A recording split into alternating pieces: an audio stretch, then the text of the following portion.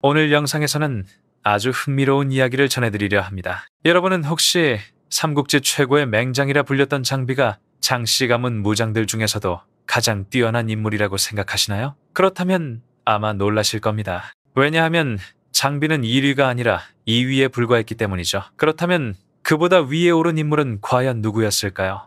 그는 어떤 능력으로 장비조차 한 발 물러서게 만들었을까요? 삼국지에는 장비와 장려뿐 아니라 역사의 이름을 남긴 8명의 장씨 가문 무장들이 존재합니다. 어떤 이는 용맹으로, 어떤 이는 지략으로, 또 어떤 이는 잊혀진 이름 속에서도 특별한 이야기를 품고 있습니다. 오늘 우리는 그들의 삶과 전설을 하나하나 되짚어보며 진짜 장씨 가문의 최강자가 누구인지 밝혀보려 합니다. 아마 여러분도 이 영상을 보고 나면 삼국지 인물들에 대한 시선이 조금 달라질지도 모릅니다. 영상이 마음에 드신다면 구독과 좋아요 그리고 댓글로 여러분의 생각을 나눠주세요. 그럼 지금부터 장씨 가문의 8무장, 그들의 숨겨진 진실을 함께 살펴보시죠. 8. 장억린, 잊혀진 촉한의 충이로운 장수. 삼국지의 무장들을 떠올리면 대부분 관우, 장비, 장효 같은 이름이 먼저 떠오릅니다. 그러나 그 화려한 이름들 뒤에는 세상에 널리 알려지지 않았지만 자신만의 길로 빛을 남긴 인물들이 존재합니다. 오늘 이야기의 주인공 장억 역시 그런 인물 중 하나입니다. 그는 촉한의 장수로서 큰 명성을 얻지는 못했지만 충성심, 지략, 그리고 백성을 아끼는 마음으로 후대에 존경받는 인물이었습니다. 삼국지의 기록에서 자세한 출생지나 생년은 남아있지 않지만 장억은 귀족 출신이 아닌 평민 출신으로 알려져 있습니다. 그럼에도 불구하고 그는 재능과 성실함으로 전쟁의 혼란 속에서 이름을 세웠습니다. 장억은 유비가 촉한을 세운 뒤 군에 들어가 제갈량 휘하에서 활약한 인물로 전해집니다. 그는 신중하고 성실하며 전투와 행정 모두에서 뛰어난 능력을 보였습니다. 제갈량은 그런 장억을 신뢰하여 여러 지역의 안정과 치안을 맡겼습니다. 특히 장억은 광안 지역의 도적들을 평정한 공으로 유명합니다. 당시 촉 지역에는 잦은 반란과 약탈이 이어졌는데 장억은 단순한 무력 진압이 아니라 설득과 포용을 병행하는 전략으로 반란을 진압했습니다. 그의 지휘 아래군은 큰 희생 없이 치안을 회복했고 백성들은 안정을 되찾았습니다. 이 승리는 촉한의 후방을 지탱하는 중요한 전환점이 되었습니다. 이후 그는 제갈량의 남정, 오늘날 운남, 귀주 지역에도 참여했습니다. 이곳은 다양한 소수민족이 거주하던 험준한 지역으로 촉한에게는 늘 불안 요소였습니다. 장억은 마중현 등과 함께 출정하여 반란을 진압하고 지역 질서를 지모를 우라고 질서를 준장제시 피모를 우라고 지모를 우라고 세우는 데 큰 역할을 했습니다. 그는 전투뿐만 아니라 보급, 군기, 병사들의 사기 관리에서도 능력을 발휘했습니다. 장억은 단순히 싸움만 잘하는 장수가 아니었습니다. 전쟁이 끝난 뒤에도 백성들의 삶을 돌보고 지역 재건에 힘쓴 행정가적 면모를 보였습니다. 광한과 남한 지역을 다스릴 때 그는 민심을 먼저 살피고 농경과 상업이 회복되도록 노력했습니다. 그 결과 백성들은 그를 백성의 장수라 부르며 존경했습니다. 그는 장비처럼 폭발적인 용맹을 앞세우지도 장합처럼 냉철한 책략가도 아니었습니다.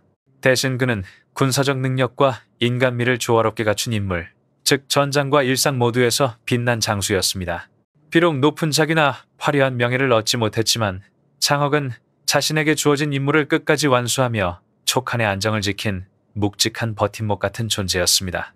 제갈량은 그를 깊이 신임했고 동료 장수들 역시 그의 성실함과 공정함을 높이 평가했습니다. 안타깝게도 장억은 병으로 세상을 떠났습니다. 정확한 사망 시기는 전해지지 않지만 제갈량이 생존하던 시기 혹은 그 직후로 추정됩니다. 그의 죽음은 촉한에게 큰 손실이었으며 백성들은 진심으로 그를 애도했습니다. 비록 삼국지의 주요 전장에서 자주 언급되지는 않지만 장억은 충성, 인애, 헌신의 상징으로 남았습니다. 그의 이야기는 전쟁의 영웅만이 역사를 만드는 것이 아니라 묵묵히 백성을 위해 헌신한 이들 또한 시대를 지탱했다는 사실을 우리에게 일깨워줍니다. 7장이 제갈량을 받들고 촉한을 지탱한 충의의 장수. 삼국지의 수많은 장수들 가운데에는 세상의 이름이 널리 알려지지 않았지만 묵묵히 자신의 소임을 다하며 시대를 떠받친 인물들이 있다. 장익은 바로 그런 사람 중 한 명이었다. 그의 생년이나 출신지는 정확히 알려져 있지 않지만 귀족이 아닌 평민 출신으로 전쟁의 혼란 속에서 스스로의 능력만으로 촉한의 중심까지 올라선 장수였다. 젊은 시절부터 그는 유비의 휘하에 들어가 나라를 위해 싸웠고 훗날 제갈량의 신임을 얻어 여러 지방의 행정과 군사 업무를 맡았다. 성격은 엄격하고 원칙적이었으며 맡은 일에는 한치의 느슨함도 없었다. 그로 인해 지역의 질서는 잘 유지되었지만 때로는 백성들과 마찰을 빚는 일도 있었다. 그러나 그런 완고함은 동시에 그가 어떤 상황에서도 흔들리지 않는 장수임을 보여주는 증거이기도 했다. 226년 제갈량이 남중르의 반란을 평정하기 위해 친히 군을 이끌었을 때 장익은 부장으로 임명되어 원정에 참여했다. 남중은 험준한 산악지대와 다양한 부족이 뒤섞여 있던 곳으로 촉한의 통치가 쉽지 않은 지역이었다. 장익은 마중하, 위연리의 등과 함께 반란군을 진압하고 악환과 맹획 같은 세력들을 무너뜨렸다. 그는 무력뿐 아니라 전략과 병참에도 능해 전쟁을 최소한의 희생으로 끝내는 데 큰 역할을 했다. 남중이 안정되자 촉한의 후방은 단단히 굳어졌고 이후 북벌을 추진할 수 있는 기반이 마련되었다. 그 후 장익은 제갈량의 북벌에도 참여했다. 227년 그는 전군 도독 젠군 두도우로 임명되어 최전방의 지휘를 맡았다. 천수 전투에서 촉군이 불리한 상황에 빠졌을 때 장익은 빠른 판단으로 조운의 부대를 구원하여 큰 피해를 막았다. 그는 또한 검각도, 갱각도를 보수하고 후방을 정비하여 제갈량 사후에도 촉하니 군사적으로 버틸 수 있도록 기반을 마련했다. 하지만 제갈량이 세상을 떠난 뒤에 촉하는 점점 흔들리기 시작했다. 강유는 제갈량의 뜻을 이어 북벌을 계속했지만 나라의 국력은 점점 고갈되어 갔다. 장익은 냉철한 시각으로 이를 바라보며 전쟁을 중단할 것을 주장했다. 그는 지금의 촉은 더 이상 긴 전쟁을 버틸 수 없다고 직언했지만 그의 충언은 받아들여지지 않았다. 결국 그는 권력 싸움과 내란의 소용돌이 속에서 비극적인 죽음을 맞았다. 성도에서 일어난 반란 중 그는 반란군의 손에 의해 목숨을 잃었다. 명예로운 최후는 아니었지만 그의 죽음은 촉하니 더 이상 명장들의 지혜와 충정을 지탱하지 못하게 된 순간을 상징했다. 장익은 전장에서 용감했고 나라의 현실을 냉정하게 바라보는 시야를 가졌다. 그는 명예나 권력을 좇지 않았으며 오직 나라의 안정을 먼저 생각했다. 장비처럼 격정적인 성격도 위연처럼 독선적인 고집도 없었다. 대신 그는 언제나 현실적이고 책임감 있는 장수였다. 그의 이름은 삼국지의 화려한 영웅들에 가려 잘 알려지지 않았지만 장익이 남긴 족적은 분명했다. 그는 싸움의 영웅이기 이전에 나라를 위해 자신을 바친 충의의 인물이었고 냉철한 판단력으로 시대를 버티게 한 버팀목이었다. 장익의 이야기는 우리에게 묻는다. 진정한 장수란 과연 누구인가? 명예를 좇는 이가 아닌 나라의 운명을 위해 조용히 싸운 사람. 그것이 바로 촉한의 장익이었다. 6. 장현저. 도적에서 백성을 지킨 영웅으로 삼국지의 무수한 인물들 중에는 이름이 자주 언급되지는 않지만 혼란의 시대 속에서 스스로의 길을 개척하며 백성들의 존경을 받은 사람들이 있다. 장현저 역시 그중 한 사람이다. 그는 후한말의 극심한 혼란 속에 태어났다. 중앙의 권위는 무너지고 각지에서 군벌과 도적이 들끓던 시기였다. 장현은 가난한 집안에서 태어나 젊은 시절에는 생계를 위해 도적의 길에 발을 들였다. 그러나 그는 단순한 약탈자와는 달랐다. 그는 금세 깨달았다. 단순히 빼앗는 것으로는 오래 살아남을 수 없다는 사실을. 그래서 그는 다른 길을 택했다. 사람들을 모아 규율을 세우고 질서를 유지하며 백성들에게 피해를 주지 않는 무리를 만들었다. 그의 진심은 곧 전해졌고 피폐한 삶을 살아가던 백성들은 장현을 단순한 도적이 아닌 자신들을 지켜주는 수호자로 보기 시작했다. 그렇게 장현은 점차 도적 두목에서 한 지역의 지도자로 변모했다. 그는 뛰어난 상황 판단력과 전략적 감각을 지녔다. 어느 세력에도 쉽게 종속되지 않고 필요할 때는 손을 잡고 위험할 때는 과감히 물러섰다. 그런 유연함이야말로 전쟁의 시대에 살아남을 수 있었던 그의 진짜 무기였다. 특히 장현은 한때 여포로바 손을 잡고 원소에게 맞선 것으로도 유명하다. 원소는 당시 북방에서 가장 강력한 세력으로 천하 통일의 야망을 품은 인물이었다. 장현은 그 위협을 정확히 꿰뚫어 보았고 여포와의 동맹을 통해 자신의 세력을 지켜내려 했다. 결과적으로 그 연합은 실패로 끝났지만 장현의 선택은 단순한 모험이 아니라 생존을 위한 현실적 판단이었다. 그는 전쟁보다 사람을 다스리는 일을 더 중요하게 여겼다. 자신의 세력을 키워가며 농민들을 보호하고 약탈이 아닌 통치의 길을 택했다. 병사들에게는 규율을 가르치고 백성들에게는 안정을 약속했다. 그가 지배한 지역에서는 오히려 질서가 잡히고 삶이 나아졌다는 기록도 전해진다. 장현은 출신이 낮았지만 결코 그것에 얽매이지 않았다. 스스로를 단련하고 사람의 마음을 얻어 도적에서 지도자로 성장했다. 그에게 중요한 것은 신분이 아니라 능력과 신뢰였다. 하지만 시대는 그에게 끝까지 웃어주지 않았다. 여포가 조조에게 패하고 세력이 무너진 뒤 장현의 군도 점점 흩어졌다. 그가 마지막을 어떻게 맞이했는지는 확실치 않다. 전장에서 전사했을 수도 조용히 사라졌을 수도 있다. 다만 분명한 것은 그는 단순한 도적이 아닌 한 시대를 견뎌낸 인물이었다는 것이다. 장현의 삶은 우리에게 중요한 교훈을 남긴다. 출신이 낮아도 환경이 험해도 스스로의 판단과 의지로 세상을 바꿀 수 있다는 것. 그는 권력자의 이름 뒤에 가려졌지만 그 누구보다 인간적이고 현실적이며 용기 있는 인물이었다. 그의 이야기는 말한다. 진정한 영웅은 칼을 휘두르는 자가 아니라 혼란 속에서도 사람을 지키는 자라고. 그것이 바로 장현, 이름 없는 영웅의 길이었다. 오, 장임, 끝까지 충성을 지킨 익주의 방패. 삼국지의 수많은 장수들 중에는 이름이 자주 등장하지 않지만 그 충성과 의지로 사람들의 기억에 남은 인물이 있다. 바로 익주예를 지키던 장수 장임다이다. 장임은 명문가 출신이 아니었다. 배경도 연줄도 학식도 부족했지만 오직 무예와 충성심으로 자신의 길을 열어갔다. 그는 익주의 주인인 유장을 섬기며 평생을 그 땅을 지키는 데 바쳤다. 당시 익주는 풍요로운 땅이었지만 외부의 위협이 끊이지 않았다. 조조의 세력은 북에서 내려오고 유비는 서쪽으로 세력을 넓혀오고 있었다. 그 혼란의 한가운데에서 장임은 군을 정비하고 요새를 다지며 외적의 침입을 막기 위해 싸웠다. 비록 유장이 정치적으로 미숙하고 결단력이 부족했지만 장임은 한 번도 그를 버리지 않았다. 그에게 충성은 계산이 아닌 의리와 명예의 문제였다. 장임이 이름을 남긴 결정적인 전투는 바로 낙봉판시 전투였다. 이곳은 지형이 험하고 골짜기가 깊어 방어에 유리한 지역이었다. 장임은 이 지형을 완벽히 이용해 유비의 참모인 방통공을 매복으로 사살했다. 당시 방통은 유비의 핵심 전략가로 제갈량과 함께 유비 진영의 두 기둥으로 불렸다. 그런 인물을 단 한 번의 전투로 꺾었다는 것은 장임의 지략과 전술 감각이 결코 평범하지 않았음을 보여준다. 낙봉파의 승전은 유비군에게 큰 충격이었다.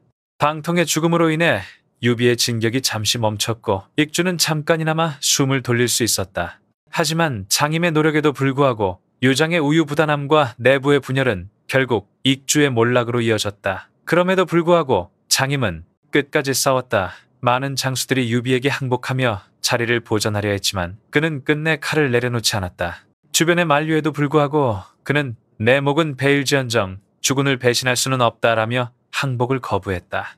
결국 그는 전장에서 포로로 잡히거나 스스로 목숨을 끊은 것으로 전해진다. 그의 죽음은 익주의 패배와 함께 역사 속으로 사라졌지만 그 이름은 의리와 충성의 상징으로 남았다. 장임은 비록 유비나 조조 같은 거대한 영웅은 아니었지만 그가 보여준 인간적 고결함은 어떤 승리보다 값졌다. 그의 삶은 우리에게 한 가지를 일깨워준다. 진정한 장수란 이기는 자가 아니라 끝까지 지키는 자라는 것을. 장임의 이름은 그렇게 고요히 그러나 단단하게 삼국지의 역사에 새겨졌다. 장합차. 냉철한 지략으로 전장을 지배한 위나라의 명장. 삼국지의 수많은 무장들 가운데서도 장합차 준예은 유독 독특한 존재로 남아 있습니다. 그는 단순한 무장이 아니라 지략과 통찰력을 겸비한 문무겸비형 장수로 평가받습니다. 위나라에서는 장료, 악진, 우금, 서왕과 함께 오자양장, 우자양으로 불리며 조조가 가장 신뢰한 장수 중 한 명이었죠. 장합은 하북지방, 즉 지금의 중국 허베이성 일대에서 태어났습니다. 젊은 시절 그는 원소 휘하에서 군 경력을 시작했지만 원소가 인재를 알아보지 못하고 우유부단한 모습을 보이자 결국 결단을 내립니다. 관도대전 이후 조조에게 귀순한 것이죠. 이 선택은 그의 인생을 완전히 바꿔놓았습니다. 조조는 장합의 안목과 용병수를 높이 평가하며 그를 중용했고 그때부터 장합은 진정한 명장으로서의 길을 걷게 됩니다. 그는 단순히 칼과 창으로 싸우는 장수가 아니었습니다. 전세를 읽는 눈, 병력 운용의 유연함, 그리고 무엇보다 냉정한 판단력으로 이름을 떨쳤습니다. 조조의 하북평정전, 형주 공략전, 그리고 촉한과의 전투 등 주요 전역마다 그의 이름이 빠지지 않았습니다. 특히 마초, 조은 같은 촉한의 명장들과 맞붙으면서도 늘 침착하게 대응했고 수세에 몰린 상황에서도 적의 허점을 꿰뚫어 반격의 발판을 마련하곤 했습니다. 조조 사후에도 그의 입지는 흔들리지 않았습니다. 조비가 황제로 즉위하자 장합을 좌장군으로 임명하며 실질적인 군권을 맡겼고 이후 조의 때에는 우장군으로 승진하며 위나라군의 핵심 축으로 자리 잡았습니다. 그만큼 조씨, 왕조가 세대를 거듭하면서도 변함없이 신뢰한 인물이 바로 장합이었습니다. 그의 전술은 언제나 계산적이었지만 냉혈하지는 않았습니다. 필요할 때는 과감하게 결단을 내리되 불필요한 희생은 피하려는 현실적인 이상주의자였죠. 이 점이 감정에 충실했던 장비나 무력에 의존하던 여타 장수들과 뚜렷이 구별되는 부분입니다. 하지만 명장에게도 운명의 장난은 피할 수 없었습니다. 231년 제갈량이 감행한 북벌을 막기 위해 장합은 사마이와 함께 출정합니다. 목문도 전투에서 촉군을 추격하던 그는 예기치 못한 복병의 화살에 맞아 전사했습니다. 위나라에게는 돌이킬 수 없는 손실이었고 사마이조차 그의 죽음은 국가의 근심이다 라며 애통해했다고 전해집니다. 장합은 전장에서 죽었지만 그의 이름은 냉철한 판단력과 끝없는 충성심의 상징으로 남았습니다. 그는 조조의 제국을 지탱한 이성의 장수이자 시대가 낳은 진정한 전략가였습니다. 3. 장고고 조조를 2번이나 궁지에 몰아넣은 비운의 영웅 후한말. 제국의 권위가 무너지고 각지에서 군웅이 난립하던 시대. 그 혼란 속에서 장수이라는 이름이 조용히 세상에 떠올랐다. 그는 동탁 휘하에서 활약했던 표기장군 장제에서의 조카로 어려서부터 군사 집안의 분위기 속에서 성장했다. 숙부 장제가 전장에서 전사하자 그는 자연스럽게 군권을 이어받아 낙양과 형주 일대의 세력을 장악하며 독자적인 세력가로 성장했다. 장수는 젊고 패기 넘치는 장수였지만 동시에 냉철한 판단력도 갖춘 인물이었다. 그러나 그의 이름이 역사에 깊이 새겨진 이유는 무엇보다 조조와의 극적인 대립 때문이다. 당시 조조는 천하를 통일하기 위한 야심으로 남하 중이었고 장수의 세력은 그 길목에 있었다. 처음에 장수는 현실적으로 조조에게 항복할 의향을 보였다. 하지만 조조의 교만하고 경솔한 처신이 결국 화근이 되었다. 삼국지에 따르면 조조는 장수의 고모, 즉 숙부 장제의 미망인을 자신의 여인으로 삼으려 했다. 이 일은 장수의 분노를 폭발시켰고 그는 즉시 결단을 내렸다. 조조가 방심한 틈을 타 야밤의 습격을 감행한 것이다. 그 결과 조조의 장남 조항과 호위 장전 전이된가 전사하고 조조 본인도 가까스로 목숨을 건졌다. 그야말로 조조의 인생에서 가장 굴욕적인 패전 중 하나였다. 이후에도 장수는 여전히 조조의 강적이었다. 량성 전투에서도 그는 끈질긴 저항으로 조조군을 곤란에 빠뜨렸으며 한때는 조조가 직접 그대야말로 내가 두려워하는 적이라 평했다는 전설도 전해진다. 그러나 세상은 언제나 한쪽의 힘으로만 움직이지 않는다. 조조는 뛰어난 전략가였고 그 옆에는 또 다른 지략가 가우가 가 있었다. 가우는 장수에게 조조에게 항복할 것을 권하며 진정한 영웅은 때로는 물러남을 통해 더 큰 뜻을 이룬다고 설득했다. 결국 장수는 현실을 받아들이고 조조에게 귀순한다. 놀랍게도 조조는 그를 용서했을 뿐 아니라 오히려 크게 후대했다. 양무장군 영우장군으로 임명하고 자신의 아들 조균과 장수의 딸을 혼인시켜 인척관계까지 맺었다. 조조 특유의 인재는 과거가 아니라 재능으로 본다는 철학이 가장 잘 드러난 사례였다. 그 후 장수는 조조의 부하로서 하북, 정벌 등 여러 전역에 참전하며 충성을 다했다. 비록 그의 생애는 길지 않았고 후대 기록도 많지 않지만 그는 끝까지 자신의 방식으로 살아남으려 했던 현실적인 이상주의자였다. 장수는 거대한 권력에 맞서 두려움 없이 싸운 인물이었다. 동시에 때를 알고 물러날 줄 아는 유연함도 지녔다. 패기와 냉철함, 그 두 가지를 함께 지녔던 그는 단명했지만 그 이름은 삼국지 속에서 결코 지워지지 않는다. 그의 삶은 이렇게 우리에게 묻는다. 진정한 영웅이란 끝까지 싸우는 자일까 아니면 살아남아 다시 일어서는 자일까? 이 장비조 의리로 살고 분노로 죽은 가장 인간적인 무장 삼국지 속 수많은 영웅들 가운데 장비조만큼 강렬한 인상을 남긴 인물도 드물다. 그는 유비, 관우와 함께 복숭아 나무 밭에서 의형제를 맺은 도원결의의 세 번째 형제이자 의리와 분노 사이를 오간 인간적인 장수였다. 거칠고 직선적인 성격 그리고 압도적인 무력으로 이름을 떨쳤지만 그 끝은 비극으로 물들었다. 장비는 하북성 바오딩 근처의 중산정에서 태어났다. 비교적 유복한 상인 집안 출신으로 술과 고기를 팔던 장비는 어려서부터 용맹하고 호쾌한 성격으로 유명했다. 흥미롭게도 그는 단순한 무장이 아니라 글씨와 그림에도 뛰어났다고 한다. 그의 필체는 크고 힘찼으며 미인을 그릴 만큼 섬세한 감각도 지녔다고 전해진다. 무예와 예술, 두 세계를 모두 품은 보기 드문 인물이었다. 184년 황건적의 난이 일어났을 때 장비는 유비, 관우를 만나 의형제를 맺는다. 그날의 맹세, 같은 날 태어나지 못했으니 같은 날 죽자는 삼국지 전체를 관통하는 형제애의 상징이 되었다. 이후 그는 유비의 충성스러운 부하이자 형제와도 같은 동료로 평생을 함께한다. 장비의 이름이 전장을 뒤흔든 가장 유명한 사건은 장판교 전투다. 조조의 대군이 유비를 추격하던 그날, 장비는 단 수십 명의 병사만을 거느린 채 다리 위에서 홀로 적을 막아섰다. 그는 우렁찬 목소리로 외쳤다. 나는 장익덕착이다. 감히 나를 막을 자 있느냐. 그 한마디에 조조군은 두려움에 떨었고 심지어 하후걸이라는 장수가 놀라 죽었다는 이야기도 전해진다. 이 장면은 지금까지도 기세로 천군만마를 막은 사나이로 회자된다. 그 후에도 장비는 수많은 전장에서 활약했다. 적벽대전에서 조조의 패태를 추격했고 익주공략전에서는 유비를 도와 유장 세력을 무너뜨렸다. 또 여포와 맞붙어 오십합을 겨루며도 승패를 가르지 못할 만큼 강인한 무예를 자랑했다. 그가 없었다면 유비의 촉화는 결코 세워지지 못했을 것이다. 하지만 장비는 단순한 무력의 화신이 아니었다. 그는 불의에 맞서 싸웠고 백성에겐 따뜻한 인물이었다. 강자에게는 강하고 약자에게는 약한 정의로운 장수. 그것이 민중이 그를 사랑한 이유였다. 그러나 정의감과 충성심 이면에는 치명적인 결점이 있었다.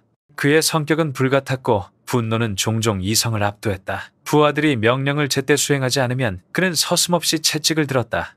이런 폭력적 성정은 결국 그를 파멸로 이끌었다. 관우가 손호와의 싸움에서 죽자 장비는 복수를 결심했다. 그는 백색 상복을 입고 출병하겠다는 뜻을 세우고 부하들에게 하룻밤 안에 준비하라고 명했다. 그러나 명령이 지연되자 분노한 그는 두 장수 장다를과 범강을 심하게 매질했다. 그날 밤 두 사람은 복수를 결심하고 잠든 장비의 목을 베어 손으로 달아났다. 그의 나이 40이 조금 넘었을 뿐이었다. 유비는 장비의 죽음을 듣고 눈물을 흘리며 그를 환호로 추중했다. 의리로 살고 분노로 죽은 장비. 그 삶은 인간적인 열정과 결점이 공존하는 영웅의 전형이었다. 장비의 죽음은 단순한 비극이 아니다. 그것은 의리와 분노, 인정과 오만, 이 교차하는 인간 본성의 상징이다. 그는 천하를 얻지 못했지만 민중의 마음은 얻었다. 그래서 삼국지의 수많은 인물 중에서도 장비의 이름은 가장 뜨겁게 기억된다. 오늘날까지도 중국과 한국의 많은 사당에 그의 위패가 모셔져 있다. 화려한 갑옷, 검은 말, 그리고 우렁찬 함성, 그 모든 상징은 하나의 메시지를 전한다. 정의와 의리를 위해 싸운 사나이, 장비, 일, 장료, 조조가 가장 신뢰한 장수, 그리고 장씨 무장 중 최고. 삼국시대 수많은 장수들 가운데 장료라는 이름은 단연 돋보입니다. 조조의 휘하에서 수많은 전장을 누비며 용맹과 지략 그리고 충성심을 모두 갖춘 장수. 그는 단순히 조조의 부하가 아니라 위나라의 기둥이라 불릴 만한 인물이었습니다. 그리고 8명의 장씨성을 가진 무장 중에서도 가장 뛰어난 자로 평가받죠. 그의 인생은 한마디로 역경을 기회로 바꾼 이야기입니다. 원래는 여포의 휘하 장수였던 그는 여포의 몰락 이후 조조에게 귀순하면서 인생의 전환점을 맞습니다. 그때부터 장료의 이름은 위나라 군사 역사에서 빼놓을 수 없는 전설로 남게 되죠. 장료는 자즈가 문헌느로 본래 산서성 출신입니다. 젊은 시절부터 무예와 전술에 뛰어났고 부유한 집안에서 자랐지만 늘 용병으로 나라를 안정시키겠다는 뜻을 품었다고 전해집니다. 그는 젊은 나이에 군에 입대해 여러 지방의 반란을 진압했고 이때부터 이미 장수로서의 재능을 인정받았습니다. 처음에는 정원딩행과 여포의 밑에서 싸웠지만 여포의 성정이 변덕스럽고 인재를 제대로 대우하지 않자 결국 조조에게 몸을 의탁하게 됩니다. 조조는 그를 알아보고 즉시 장수로 등용했죠. 이때부터 장료의 인생은 완전히 달라집니다. 조조는 그를 중랑장으로 임명하며 이 자는 1000명의 군사보다 낫다고 평가했습니다. 이후 장료는 북방의 반란 진압, 원소 토벌, 형주 점령 등 수많은 전장에서 눈부신 전과를 올렸습니다. 그의 수많은 전투 중에서도 가장 유명한 것은 단연 합비 전투입니다. 서기 215년 손권이 10만 대군을 이끌고 합비를 침공했을 때 장료가 지휘할 수 있는 병력은 고작 800명에 불과했습니다. 하지만 그는 두려워하지 않았습니다. 새벽녘 그는 800명의 정예기병을 이끌고 적진 한가운데로 돌진했습니다. 불과 몇 분 만에 적의 본진이 무너지고 손권은 간신히 목숨을 건져 도망쳤죠. 그날 이후 오나라의 아이들이 밤에 울면 장료 온다 하면 바로 울음을 그쳤다 라는 말이 전해질 정도였습니다. 이 전투는 단순한 승리가 아니었습니다. 그것은 장료가 가진 용기, 판단력, 통솔력의 완벽한 조화였습니다. 그는 전장을 읽을 줄 아는 전략가이자 병사들에게 두려움 대신 용기를 불어넣는 진정한 리더였습니다. 장료는 단지 무예가 뛰어난 장수가 아니라 인간적으로도 신뢰할 수 있는 인물이었습니다. 그는 부하들을 공정하게 대하며 군율을 엄격하게 지키되 따뜻함을 잃지 않았죠. 조조가 그를 가장 믿을 수 있는 장수로 꼽았던 이유가 바로 여기에 있습니다. 그의 성격은 과격하거나 충동적이지 않았습니다. 언제나 냉정하게 상황을 판단하고 기회를 포착할 줄 아는 장수였죠. 이런 점에서 같은 장씨인 장비와는 대조적이었습니다. 장비가 뜨거운 불이라면 장료는 강철 같은 냉철함이었습니다. 서기 222년 장료는 오랜 전투에서 입은 상처와 병으로 세상을 떠났습니다. 조조와 위나라 조정은 그의 죽음을 깊이 애도하며 충성과 용맹의 상징으로 추모했습니다. 이후 삼국지연애와 수많은 역사서 그리고 현대의 영화나 게임 속에서도 장료는 언제나 지략과 용맹의 화신으로 등장합니다. 창을 들고 말을 탄 그의 모습은 불가능을 가능으로 바꾼 장수의 상징이 되었죠. 그는 여포의 부하로 시작해 조조의 신복이자 위나라의 영웅으로 끝났습니다. 그리고 8명의 장씨 무장 중에서도 장료가 1위를 차지한 이유는 단 하나. 그의 싸움은 단순히 승리를 위한 싸움이 아니라 신념을 지키기 위한 싸움이었기 때문입니다. 그의 이름은 지금도 사람들에게 이렇게 기억됩니다. 용맹은 장비가 으뜸이라 하지만 지략과 냉철함은 장료가 최고였다.